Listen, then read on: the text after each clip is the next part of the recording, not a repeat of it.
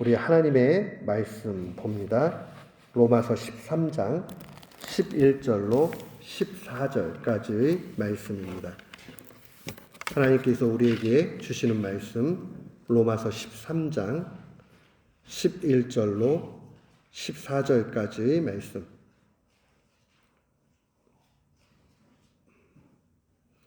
우리 같은 마음으로 함께 봉독토록 합니다. 또한 너희가 이 시기를 알거니와 자다가 깰 때가 벌써 되었으니 이는 이제 우리의 구원이 처음 믿을 때보다 가까웠음이라.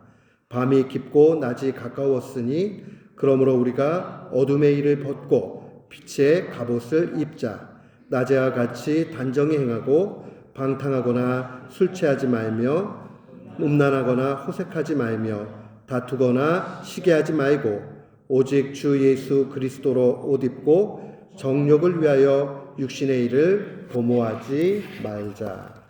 아멘. 저는 오늘 본 말씀을 통해서 구원이 가까이 오다라는 제목으로 주의 말씀을 선포하도록 하겠습니다. 음악가 드뷔시 이후에 최고의 프랑스 작곡자로 유명한 사람이 올리비에 메시앙이라는 사람입니다. 근데 이 메시앙은 굉장히 독특한 인생의 경험이 있습니다. 이분이 제2차 세계대전에 참전을 하죠. 그때가 1939년도입니다. 근데 1년 만에 독일군의 포로가 되어버립니다. 이제 살 수 있을지 없을지 앞이 어떻게 될지 전혀 모르는 그런 상황이 됩니다. 그런데 이 사람 굉장히 독특해요.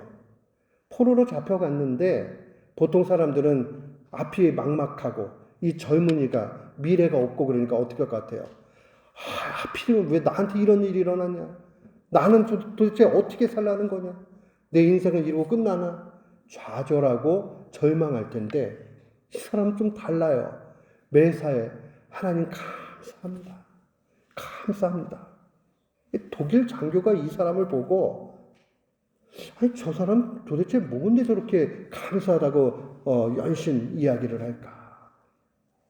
가만 보니까 이 사람이 프랑스에서 아주 뛰어난 작곡가라는 사실을 알게 됩니다. 이 장교가 마음에 감동이 되어져 가지고 이 사람에게 오선지를 줍니다. 그리고 노동하는 것을 면제시켜 줍니다. 그러니까 이제 앞으로 음악하면서 곡을 써봐라 이렇게 해준 거예요. 메시앙이 열심히 작곡을 합니다. 그 가운데 아주 유명한 작품이 하나 나옵니다. 시간의 종말을 위한 사중주라는 그런 작품을 써요. 근데 참 묘하게도 그 수용소에 아주 유명한 첼리스트, 바이올리니스트 이런 사람들이 또 같이 있는 거예요. 그래서 사중주를 1941년도에 그 군대 막사의 포로병이 작곡한 것이 연주가 됩니다. 근데 그가 지난 시간에 회고를 할 때 이런 얘기를 합니다. 어떠한 연주보다도 어떠한 청중들보다도 이보다 더 완벽한 청중이 없었다. 이해가죠? 다 슬프고 고통스럽고 전쟁을 일으킨 사람이나 승리하던 아니면 포로로 갔던 전쟁은 얼마나 비참해요. 그 소망 없는 중에 있다가도 이 음악을 들으면서 큰 위안을 가지고 있었다는 것을 볼 수 있습니다. 그런데 이 메시앙은 아주 신앙이 깊었던 사람이에요. 이 사람이 왜 이렇게 감사하면서 살 수 있는가? 이 곡이 총 8개의 악장으로 되어 있는데 마지막 악장은 피아노하고 바이올린하고 2개만 연주가 되는데 아주 고요하게 이렇게 마무리가 됩니다. 근데 그의 해석이에요. 그가 이런 이야기를 합니다. 이 마지막 8장은 인간이 하나님을 향해서 나아가는 것을 표현했습니다. 예수 그리스도께서 하나님께로 나아가는 것, 그것을 염두에 뒀습니다. 그리고 이 찬란한 신적인 존재가 하나님이 계신 천국을 바라보면서 나아가는 것을 그리면서 썼습니다. 한마디로 이야기하면 절망 가운데서도 천국을 바라보고 소망하면서 주님의 그 영광의 찬란한 천국을 바라보면서 자신은 그 곡을 쓰고 있는 겁니다. 그러니까 우리는 얼마든지 희망을 가질 수 있습니다. 세상에 아무리 절망 가운데 놓여지고 어려운 상황이 돼도 신자는 천국이 있기 때문에 천국을 바라보면 힘이 난다는 것을 분명히 보게 됩니다. 메시아는 언제나 그 마음을 가지고 있었습니다. 요즘에 우리 한국 초대교회에 사람들은 어떤 신앙을 가지고 있었는가 좀 궁금해서 계속 살피는 가운데 있었습니다. 이 일제히 통치 가운데 놓여졌을 때 한국 사람들이 교회에서 가장 많이 설교되어지고 은혜를 받았던 본문이 계시록이에요.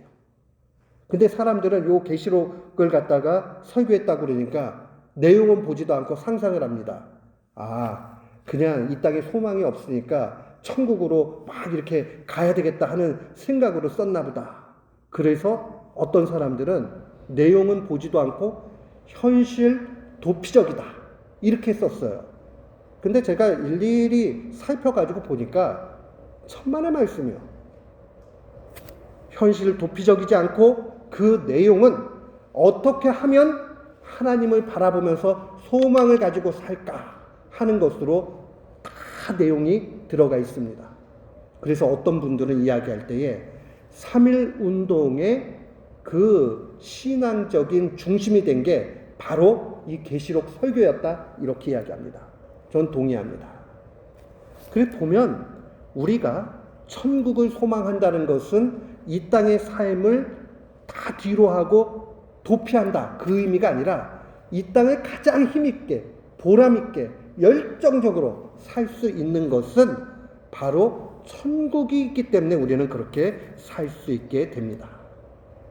나중에 이 메시아의 인생에 얼마나 놀랄만한 일이 있는가. 그가 포로군으로 갔는데도 불구하고요 죽지 않고 독일 군이 그를 프랑스로 다시 보내줍니다. 이거 어떻게 우리가 설명할 수 있지요? 그냥 한마디밖에 할 게 없어요. 천국을 소망하는 사람에게 하나님은 더 큰 은혜를 주신다. 그거 외에는 아무런 것을 설명할 길이 없습니다. 그가 어떻게 은혜를 얻었는지 뭐 했는지 우리는 많이 설명할 필요가 없어요. 천국을 소망하는 사람에게 하나님은 그 삶의 현실에서 은혜를 더욱 크게 입을 수 있도록 한다는 사실입니다. 종말 신앙을 갖는 것이 중요합니다. 종교 개혁을 했던 시절은 목숨을 걸고 신앙생활을 했던 시절입니다. 이때에도 이 종교 개혁자들이 한결같이 이야기했습니다. 곧 주님이 오신다. 곧 주님이 오신다. 이 주님이 오신다라는 이 강력한 메시지 가운데서 사람들은 주님이 오시기 때문에 이 땅의 삶 가운데 주님을 바라보고 살아야 되겠구나 하는 그 마음을 가지고 나아갔습니다. 절망의 현실 속에서 소망을 발견한 것은 다른 데 있지 않았습니다. 내 소득이 늘고 내가 건강해지고 내가 뭘 어떻게 되고 하는 그 조건의 변함이 있지 않고 바로 예수 그리스도께서 다시 오신다 하는 이 강력한 믿음 가운데 있었다는 것을 기억해야 됩니다. 오늘도 똑같습니다. 세상을 바라보면 힘든 거, 절망스러운 거 이게 더 많이 보여요. 그러나 신자는 종말 신앙을 가지고 좀 다르게 살아야 됩니다. 종말 신앙을 가지고 산다는 것이 오늘 본문에 가득 차 있다는 것을 놓치지 말아야 됩니다. 오늘 11절 말씀 한번 보십시오. 또한 너희가 이 시기를 알거니와 자다가 깰 때가 벌써 왔다.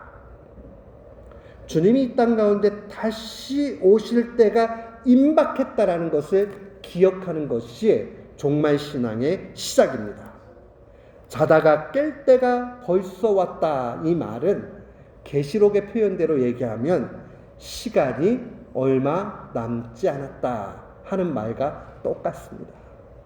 그러니까 이제 종말의 때가 언제나 가까이 왔다라고 생각을 하면서 그 모습 가운데 우리가 살아가는 거죠. 이것은 단순히 시간을 치열하게 살아야 된다 그런 뜻이 아니에요.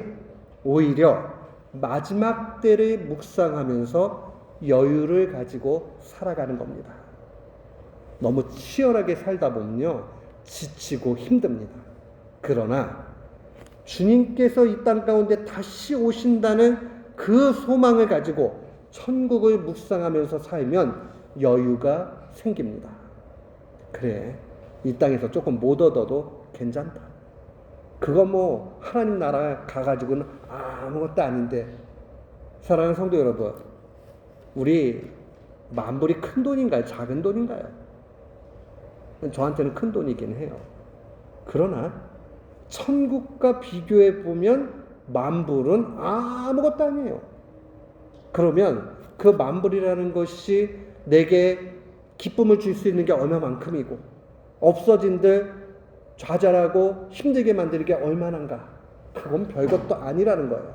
천국을 소유하고 있고 천국을 소망 두고 있고 천국 가운데 그렇게 살아가는 사람에게는 모든 것이 다르게 해석이 된다는 것을 기억해야 됩니다.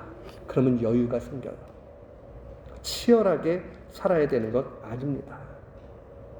종종 저도 아이들을 양육하거나 또 다른 사람들하고 이야기할 때에 치열하게 살아야 되는 것을 이야기해 줄 때도 분명히 있습니다. 또 제 자신을 향해서 격려하면서 치열하게 살아야 될 것을 다짐할 때도 있습니다. 그러나 그것은 횟수로 얘기하면 10번 중에 1번이면 족합니다. 나머지 9번은 주님을 바라보면서 천국을 바라보면서 이 땅의 것이 전부 아니지만 이 땅에서 가장 가치 있게 살 수 있는 것은 그 천국을 바라보고 소망하면서 사는 것이다 하는 그 마음으로 자신을 격려하는 것이 더 필요합니다. 여유 있는 이 삶이 우리에게 너무나 값지다 하는 것을 놓치지 말아야 됩니다. 마태복음 13장에 가면 사람들이 마태복음 13장을 예수님이 천국의 비유를 이야기하기 때문에 천국장이라고 그렇게 이야기를 합니다. 거기에 보면 이러한 말씀이 하나 나오죠. 세상 끝에도 이러하리라. 천사들이 와서 의인 중에서 악인을 갈라내어 풀무불에 던지리니 거기서 울며 이를 갈미 있다. 그러니까 마지막 때는 무섭죠. 마지막 심판의 때가 되면 의인과 악인을 갈라놓고 악인은 풀무불이라는 것은 용광로인데 7배나 더하게 이 불이 타오르는 걸 풀무불이라고 얘기해요. 그러니까 우리가 상상할 수 있는 그 상황이 아니에요.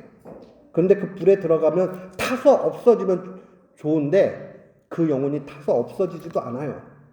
그 불에 떨어져 가지고 그 다음에 활활 타는 그 고통을 영원토록 맛보고 살아야 되는 것이 인생의 모습이라는 거예요.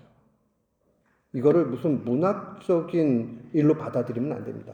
실제적으로 받아들여야 됩니다. 인생에 있어서 가장 중대차한 문제는 다른 데 있지 않아요. 어디에 있느냐? 내 영혼이 장차 어떻게 되느냐? 여기에 달려 있습니다. 악인들은 그 불에 떨어져 가지고 영원토록 고통당하며 살아야 됩니다. 그러나 신자는 아버지의 나라에서 해와 같이 빛나면서 빛의 자녀로 살게 됩니다. 그러니까 이미지가 달라요. 주님이 이 땅 가운데 오실 때에 그 모습이 다르다는 겁니다. 어떻게 해요? 악인에게는, 불신자에게는 심판의 때가 됩니다. 그러나 신자에게는 시상식이 됩니다. 시상식은 뭐예요? 경기 다 끝나고 나서 등수 안에 들면 세리머니 하러 가잖아요. 그러면 스테이지에 딱 올라가게 되잖아요. 시상식이에요. 그 자리는 영광의 자리예요. 싸움은 누구나 다 싸워요. 이 땅의 삶은 다 누구나 똑같이 있다고요. 그런데 마지막 때에 그 싸움에 실패한 이들은 지옥불에 떨어지게 되는 것이고 승리한 이들은 천국으로 들어갑니다.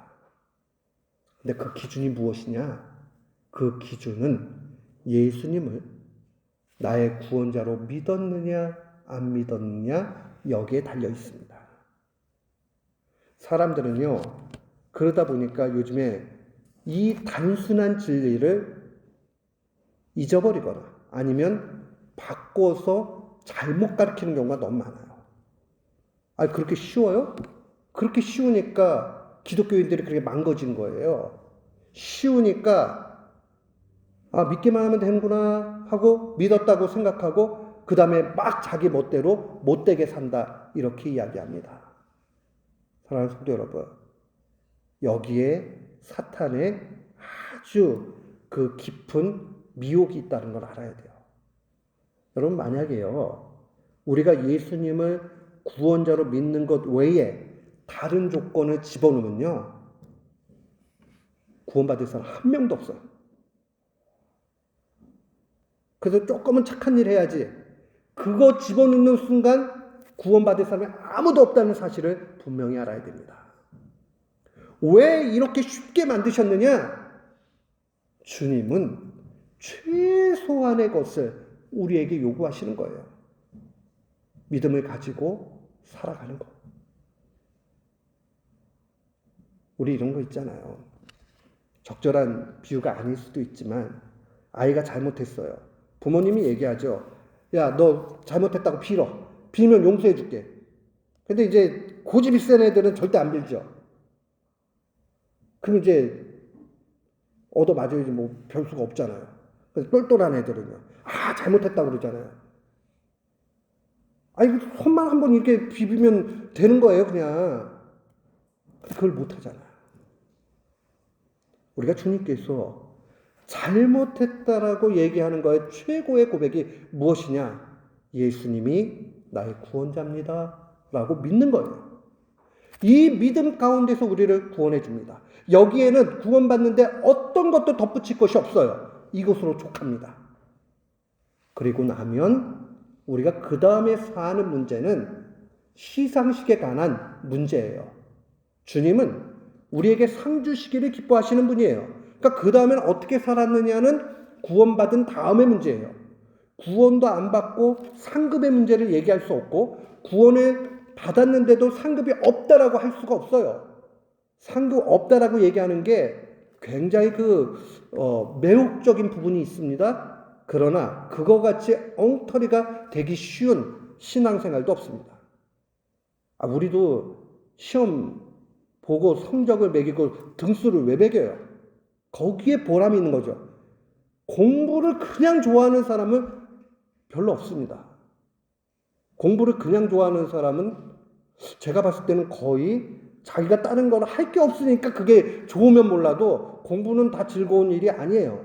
그러나 열심히 하고 나면 보람이 있죠. 그 보람에 대해서 칭찬해주는 시상식이 필요하지요. 똑같아요. 주님께서는 우리를 구원으로 인도해 주시고 믿음의 경주한 것을 바라보면서 상 주기를 원해요. 근데 그 상 주심이 굉장히 독특해요. 성경에 보면 야, 너는 1등 했다 그럼 1등상을 주고 너는 3등 했다 3등상을 주는 게 아니에요. 부모님의 심정이에요. 뭐래도 하나 잘한 게 있으면은 끄집어내가지고 잘했다고 상 주고 싶으신 거예요. 근데 이게 없다라고 얘기하면 안 되죠. 성경은 분명히 우리에게 하나님은 상 주시는 이다 라고 증거합니다. 다시 우리가 이 문제로 와서 생각을 해보면 이 땅 가운데 그러면 살아가는 데 있어서 가치 있는 삶이 무엇이냐? 그것은 바로 예수 그리스도를 잘 믿고 살아가는 겁니다. 오늘날의 가장 큰 비극은 뭐냐면 이 심판이 있다는 사실 자체를 믿지 않고 영원한 형벌이 있다는 이 사실 자체를 가볍게 여기는 데 있습니다. 그래서 자꾸 이야기해요. 똑똑한 사람들이요. 기독교가 이렇게 어려움을 겪는 이유는 자꾸 심판을 얘기해가지고 사람들을 공포심에 빠지게 하니까 그렇게 된다. 실제로 교회 역사에 있던 얘기들이에요. 그러니까 어느 순간부터 심판 이야기 하지 않습니다.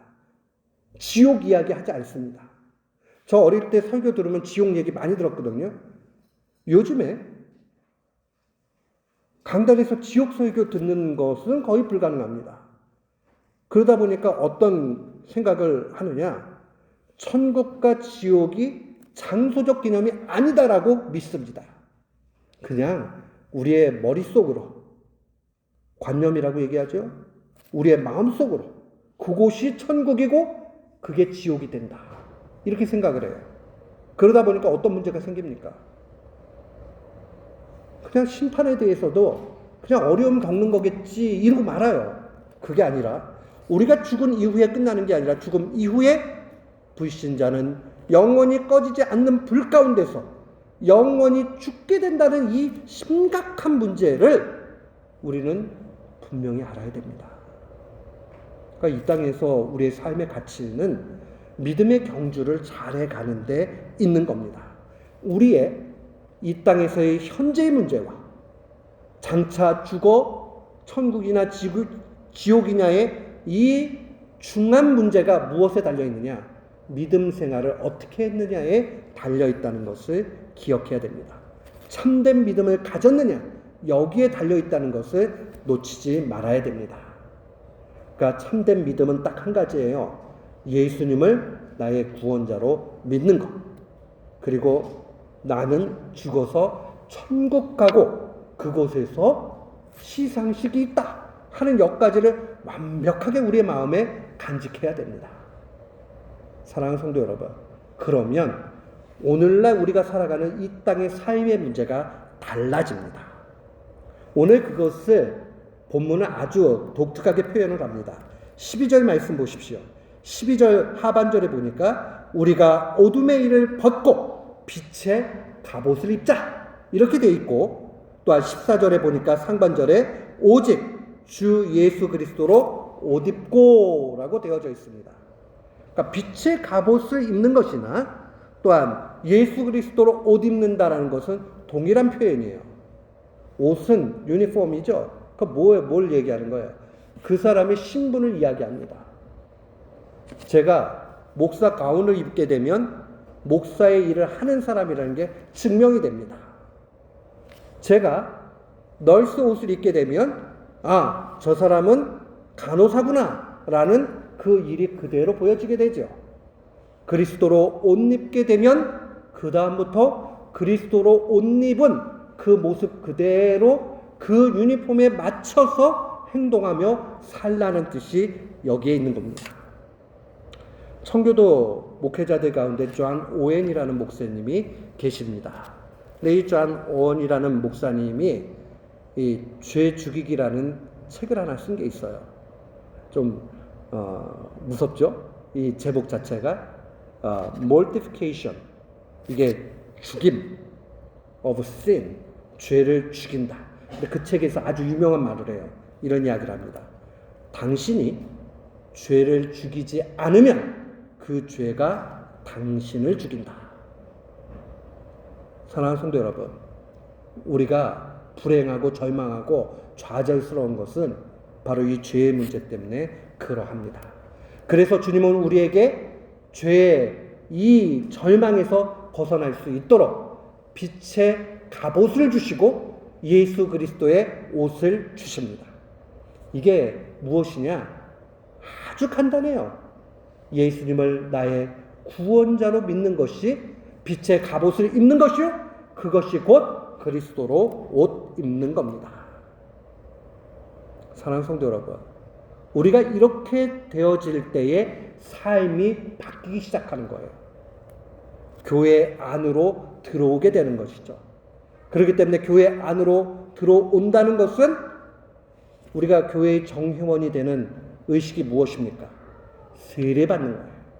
세례받는 것은 엄청난 의미를 가지고 있습니다. 세례는 내가 구원받았다라는, 그래서 교회의 정회원이 되었다라는 공적인 선언입니다. 내 신앙의 고백이 있고 교회가 그것을 인정해주고 그 가운데 우리는 그리스도로 옷 입었음을 보이는 겁니다. 그러니까 우리의 신앙의 참된 시작은 세례 받는 것부터 시작이 됩니다. 우리 이제 12월 달 되면 우리 두 어린이가 세례를 받게 되는데 그 일이 왜 그렇게 중요하냐? 그것은 다른 데 있지 않아요. 이제 자기 죄를 죽이는, 그래서 그리스도로 옷 입는 이 일들을 이미 시작되었지만은 그러나 공적으로 고백하고 교회가 선언해 줍니다. 우리는 빛의 갑옷이 필요합니다. 갑옷은 왜 갑옷이라고 이 로마서에 기록되어 있느냐? 갑옷은 전쟁 용품이죠. 이게 장난치는 그런 게 아니에요. 그냥 일반 옷이 아니에요. 갑옷이라는 것은 전투할 때 쓰는 거예요. 그러니까 치열한 곳으로 나를 보호하고 내 생명을 유지하기 위해서 입어야 되는, 반드시 입어야 되는 것이 갑옷입니다. 우리가 세상에서 비참하지 않고 올바른 신앙 가운데 나아가기 원한다면 예수 그리스도로 옷 입어야 됩니다. 예수 그리스도로 옷 입는 이 일은 세례 받음으로부터 시작이 됩니다. 이 사실을 분명히 알아야 되죠. 그런데 그 다음이 이제 또 중요합니다. 옷을 입었으면 그 다음에 뭐 해야죠? 전투에 나가야 됩니다. 오늘 14절 마지막은 이렇게 증거합니다. 정욕을 위하여 육신의 일을 도모하지 말라. 그래서 재밌어요. 이 빛의 갑옷을 입는다, 예수 그리스도도 옷 입는다, 이 표현은 한 번 단회적으로 입는 것을 표현하고 있어요. 이 표현이. 그런데 육체를 위해서, 정욕을 위해서 육신의 일을 도모하지 말라, 이 말은 계속적인 용법으로 되어져 있습니다. 이 싸움은 우리의 목숨이 끝나는 날까지 싸워야 되는 것을 의미합니다. 우리가 믿음이 좀 좋을 때는 죄를 이기는데 믿음이 조금 약해지면 어떻게 돼요? 그러면 자꾸 또 죄도 짓고 넘어지고 이런단 말이에요. 육신을 입고 있는 동안은 어쩔 수 없어요. 그렇기 때문에 우리가 갑옷 입었다는 사실을 다시 한번 묵상하면서 살아가는 것, 그게 무엇이냐? 예수 그리스도와 교제하는 거예요. 예수 그리스도와 교제하는 것. 그리스도로 옷 입었다라는 말은 그리스도와 하나가 되었다는 거예요. 그리스도와 하나가 되었다는 것을 언제나 확인할 수 있는 것이 무엇이에요? 성찬식이에요. 커뮤니언.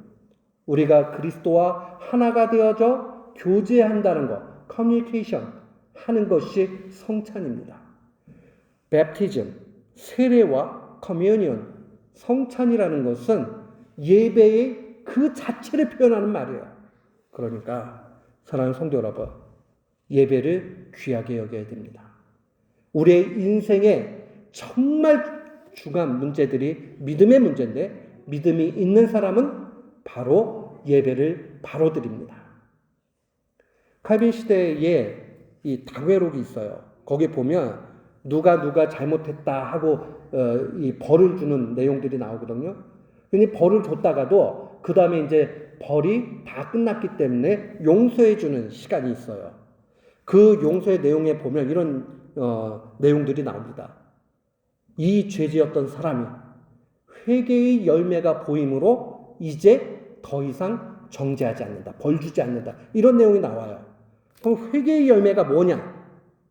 회개의 열매는 그들에게 있어서 바로 예배드리는 모습이 되었기 때문에, 그러니까 죄 지어도요, 죄 지었으면 그 다음에 성찬을 못 받게 하는 벌이 있어요.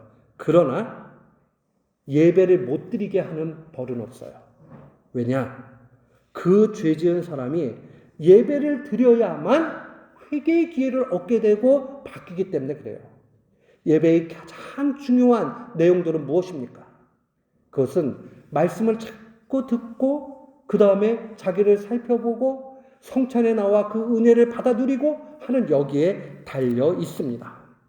사랑하는 성도 여러분, 다른 종교는요, 자기를 절제하고 욕심을 없애고 고행하고 노력하고 이렇게 하면 죄와 멀어진다 이렇게 알려줘요. 그러나 기독교 신앙은 그런 거 없어요. 자기의 노력으로 되는 것이 아니에요. 예수 그리스도와 하나가 되어질 때만 죄가 멀리 떠나가게 됩니다. 이게요, 굉장히 다른 길이라는 것을 분명히 알아야 됩니다. 우리의 노력을 통해서 무언가를 얻게 되면 이것만큼 불안한 게 없어요. 그리고 효과도 없어요.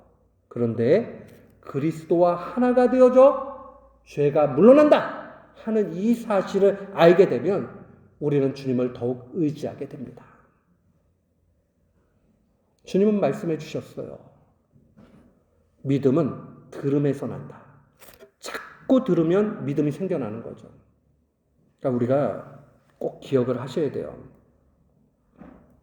예배 오셔가지고 말씀을 듣고 성찬에 임하고 그 다음에 주중엔 우리가 열심히 기도하고 또 말씀을 그 오늘날은 얼마나 좋아요. 옛날 에는 말씀을 다시 듣고 싶어도 못 들었죠. 말씀에 대한 갈급함이 있었죠. 오늘날에는 말씀을 얼마든지 들을 수 있습니다. 그런데 특별히 기억을 하셔야 되는 게 우리 피스메이커 교우들은 피스메이커 교회의 강단을 통해서 흘러나오는 하나님의 말씀을 잘 듣기를 힘써야 됩니다. 우리 권사님 고생하셔가지고 막 이렇게 예쁘게 만드셔가지고는 설교를 갖다가 다 편집해가지고 올려주신단 말이에요. 1차적으로 누구에게 유익이 돌아가기를 바라는 거냐? 교우들이에요. 그 말씀을 2번, 3번 들으면 한 번 들을 때 놓쳤던 게 2번째 들을 때 또 나타나기도 하고 하나님이 다양하게 그 가운데 은혜를 주십니다. 그래서 꼭 말씀을 충분히 들으면서 그 은혜 가운데 한 주간을 승리해야 됩니다. 듣기만 하면 다냐? 아니요. 들으면 믿음이 생겨요. 믿음이 생기면 그 다음부터 죄와 싸우는데 이겨갑니다. 아 그래 미워하지 말라 그랬지. 미워하지 말아야지. 시작. 미움의 마음이 그 안에 가득 찬데 그게 되나요? 주의 말씀을 자꾸 들어요. 자꾸 들리는데 성령님이 마음을 자꾸 찔러주시고 만져주시는데 자기도 모르는 사이에 주님 자꾸 이런 말씀이 들리는데 저도 좀 사랑할 수 있는 마음을 주세요. 그러고 한번 기도해 보세요. 어느 순간에 난 노력한 게 아닌데 미움의 마음이 싹 사라지고 사랑의 마음이 가득 차고 그 다음에 변해있는 내 자신을 발견하게 됩니다. 그러면 내가 했다고 자랑할까요? 그 사람은 절대 자랑하지 않아요. 주님이 해주셨다. 감사하죠. 그 사람이 올바른 믿음이 있느냐 없느냐는 한 가지에 달려 있습니다. 분명히 변했어요. 감사가 있는 사람은 참된 믿음을 가지고 있는 사람이요. 자기를 드러내는 사람은 참된 믿음 아닙니다. 변화는 감사까지 가게 돼 있어요. 그러니까 사탄이 자꾸 교만을 하게 만들려고 하다가도 하나님 앞에 영광을 돌려버리니까 그 다음에는 얼씬도 못하게 되죠. 또 나타났다가도 또 이기게 되잖아요. 사랑하는 성도 여러분, 주님과 함께 할 때에 사탄이 유혹하지 못합니다. 우리가 이 사실을 마음에 깊이 간직하고 오늘도 내일도 날마다 주님의 은혜 가운데 승리하는 귀한 교우들 되시기를 주의 이름으로 축원합니다. 아멘.